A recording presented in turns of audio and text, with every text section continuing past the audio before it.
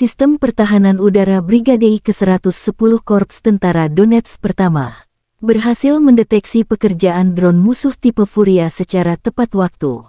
Target yang teridentifikasi dihancurkan oleh tembakan akurat dari sistem rudal dan senjata anti pesawat Tunguska. Rekamannya diunggah di kanal resmi Telegram militer Donetsk tanggal 15 Mei.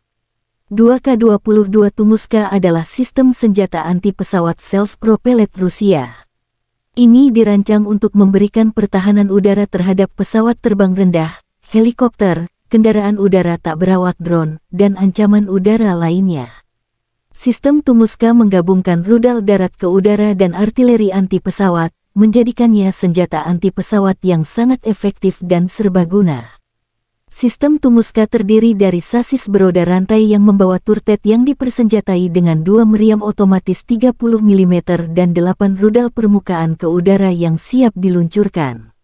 Meriam memiliki tingkat tembakan yang tinggi dan mampu menyerang target dalam jarak 10 km. Rudal darat ke udara memberikan kemampuan pertahanan udara jarak menengah, dengan jangkauan keterlibatan maksimum sekitar 10 km. Sistem Tunguska dilengkapi dengan radar canggih dan sensor elektro-optik untuk akuisisi target, pelacakan, dan pengendalian tembakan. Ia memiliki kemampuan untuk melibatkan banyak target secara bersamaan dan dapat beroperasi di segala kondisi cuaca, siang atau malam. Sistem ini sangat mobile dan dapat mengikuti formasi lapis baja di medan perang. Sistem anti-pesawat Tunguska telah beroperasi dengan militer Rusia sejak 1980-an dan juga telah diekspor ke beberapa negara lain. Ia telah melihat penggunaan tempur dalam berbagai konflik di seluruh dunia dan diakui sebagai aset pertahanan udara yang kuat.